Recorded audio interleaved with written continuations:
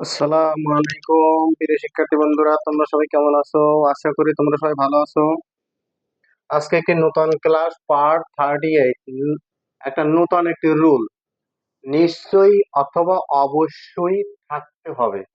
Subject মূলত বসবে, সাবজেক্টের পর নিশ্চয়ই অথবা অবশ্যই থাকতে হবে। এরকম যদি সেন্টেন্স আসে সেগুলো আমরা কিভাবে ট্রান্সলেট করব? তো আমাদের নিশ্চয়ই সৎ উদ্দেশ্য থাকতে হবে, আমাদের জীবনে অবশ্যই সততা থাকতে হবে, আর তাদের অবশ্যই বিষয়টি সম্পর্কে যথাযথ জ্ঞান থাকতে হবে। অবশ্যই থাকতে হবে, এই আলোকে আজকে আলোচনা। একটা একটা সেন্টেন্সকে আমরা ট্রান্সলেট করি, এরকম একবার দুইবার তিনবার প্রয়োজনে চেষ্টা করো, চেষ্টা করে বারবার সমাজে করে একটা সেন্টেন্সকে আমি একটা সেন্টেন্সকে আমি ট্রান্সলেট করো, বাকিগুলো আমি ওই একই নিয়মের চেষ্টা করবো। আচ্ছা, শুরু করা যাক।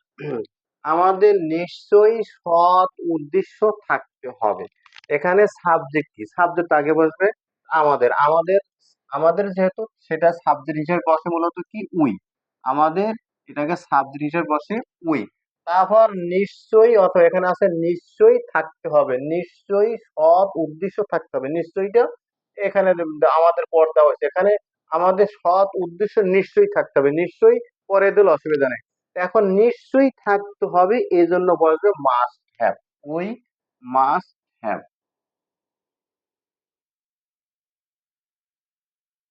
ওকে, মাস্ট হ্যাভ, নিশ্চয়ই থাকতে হবে, এটাই মূলত আলোচনা আজকে। মাস্ট হ্যাভ, নিশ্চয়ই থাকতে হবে অথবা অবশ্যই থাকতে হবে, এই সাবজেক্টের পর মাস্ট হ্যাভ বসলো। তাহলে আমরা এই নিশ্চয়ই থাকতে হবে এইটা গেল। এবার আমরা এইটা দেওয়ার পর সাবজেক্টের পর ভার্বের অংশটা মিলানোর পর আমরা ডান থেকে বামের দিকে আসবো।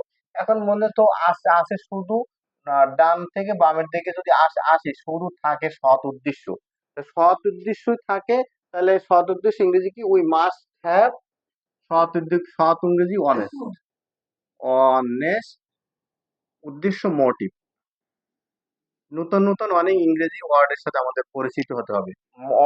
অনেস্ট মোটিভ, অনেস্ট মোটিভ মানে সৎ উদ্দেশ্য। তাহলে একটা একটা একটা সেন্টেন্সকে ট্রান্সলেট করা হলো।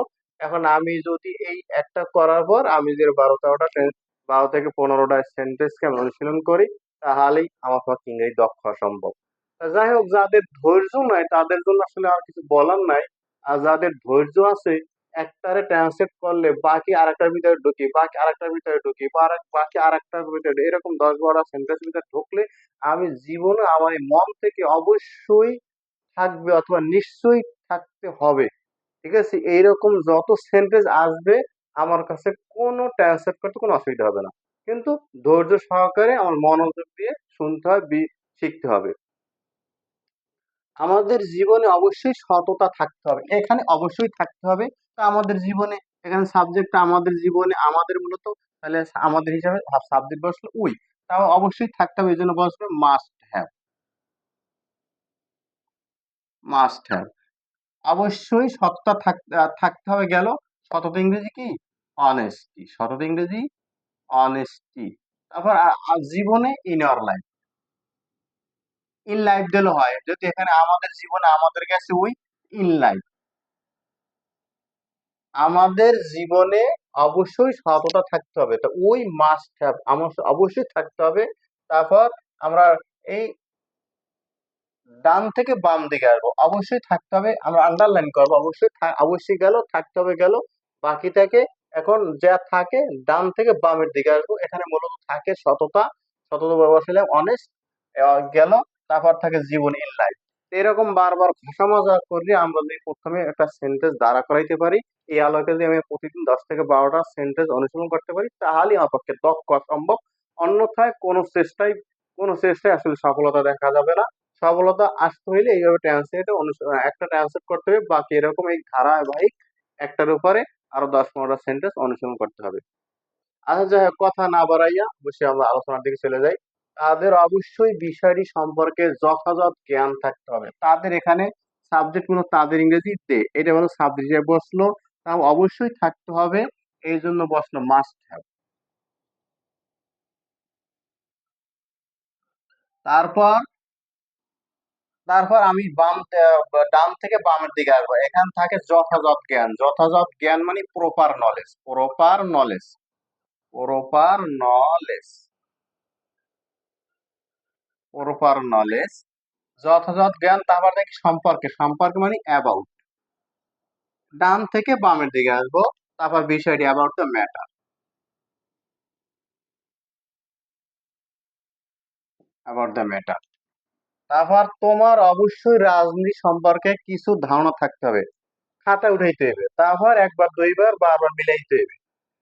তোমার অবশ্যই রাজনীতি সম্পর্কে কিছু ধারণা থাকতে হবে, তোমার অবশ্যই, তোমার মূলত এখানে সাবজেক্ট হিসেবে বসবে ইউ, তারপর অবশ্যই থাকতে হবে, এই জন্য বসবে মাস্ট হ্যাভ, মাস্ট হ্যাভ থাকতে হবে।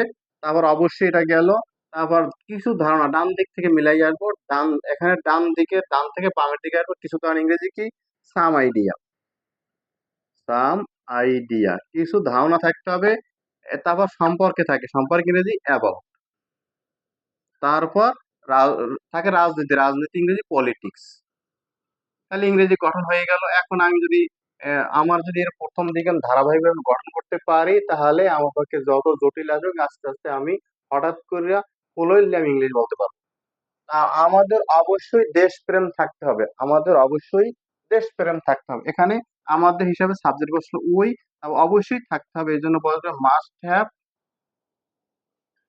থাকতে হবে। তারপর দেশপ্রেমকে অবশ্যই গেল, অবশ্যই আগেই গেল, অবশ্যই এটা, অবশ্যই এটা যদি আগেই আসছে, অবশ্যই যেন মাস্ট হ্যাভ গেছে। এখানে বাকি থাকে দেশপ্রেম, দেশপ্রেম ইংরেজি কি, দেশপ্রেম ইংরেজি প্যাট্রিয়টিজম, প্যাট্রিয়টিজম।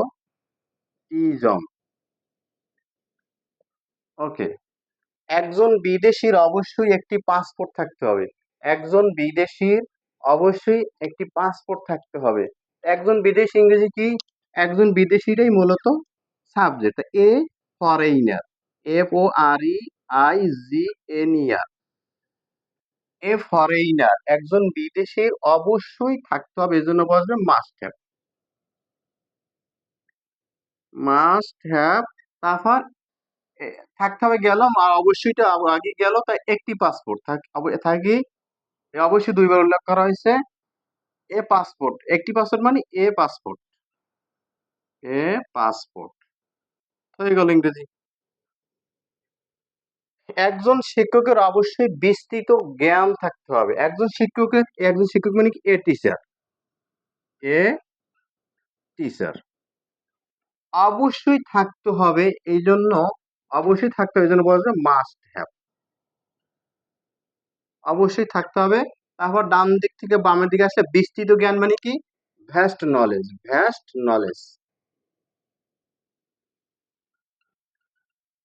আমরা এইভাবে ইংরেজি শিখবো, এইভাবে চেষ্টা করবো, আমাদের কেউ ঠেকাতে পারবে না, ঠেকায় কে, এইভাবে চেষ্টা করতে ধৈর্য সহকারে। আমি এক লাইন দুই লাইন দেখলাম, তাহলে ইংরেজি শেখা সম্ভব না, সম্ভব না, সম্ভব না।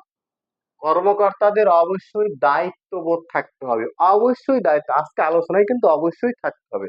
কর্মকর্তার মানে দি অফিসার্স, দি অফিসার্স অবশ্যই থাকতে হবে, মাস্ট হ্যাভ,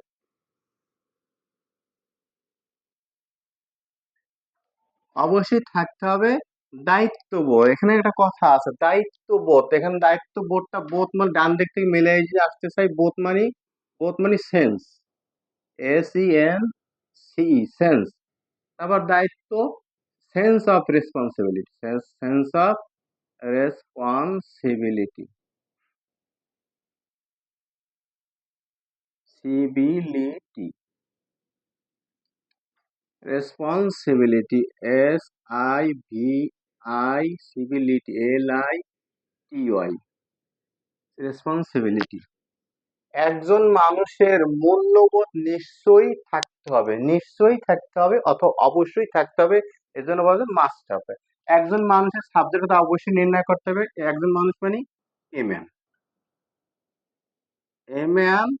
তারপর নিশ্চয়ই থাকতে হবে, এজন্য বসবে মাস্ট হ্যাভ,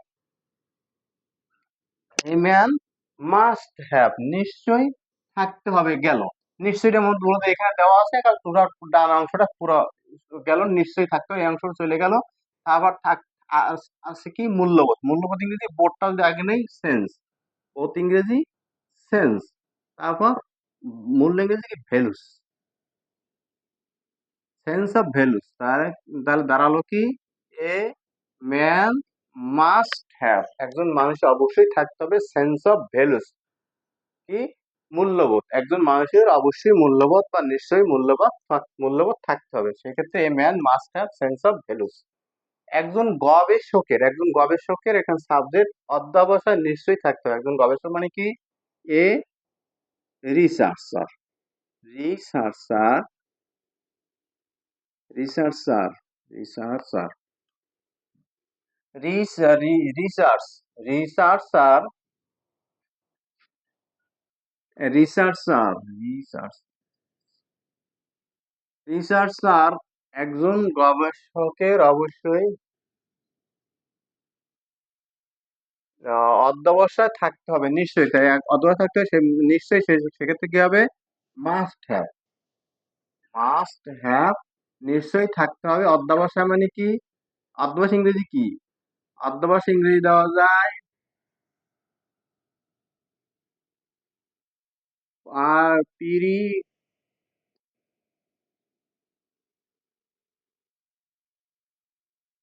পারসিভারান্স, পারসিভেন্স, পারসিভেন্স, পারসিভেন্স মানে অধ্যবসায়, পারসিভেন্স, পারসিভেন্স মানে অধ্যবসায়, এ রিসার্চার মাস্ট হ্যাভ পারসিভারান্স, পারসিভেন্স, পারসিভিরেন্স, পারসিভিরেন্স।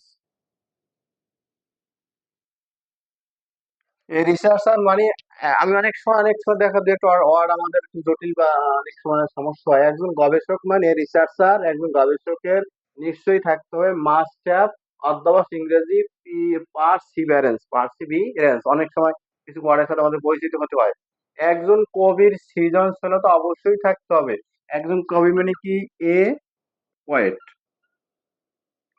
একজন কবি সৃজনশীলতা অবশ্যই থাকতে হবে, এই জন্য বলতে কি মাস্ট হ্যাভ, সুন্দর একটা নিয়ম, মাস্ট হ্যাভ।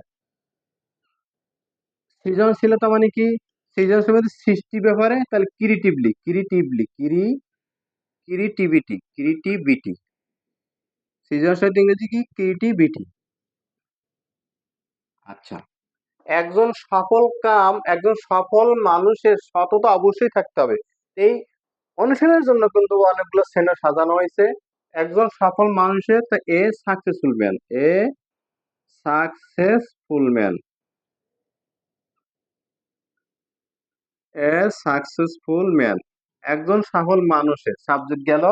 তারপর অবশ্যই থাকতে হবে এই জন্য বলবে কি মাস্ট হ্যাভ, মাস্ট হ্যাভ, একজন মানুষের অবশ্যই সততা থাকতে হবে, মাস্ট হ্যাভ, সততা ইংরেজি কি, অনেস্টি।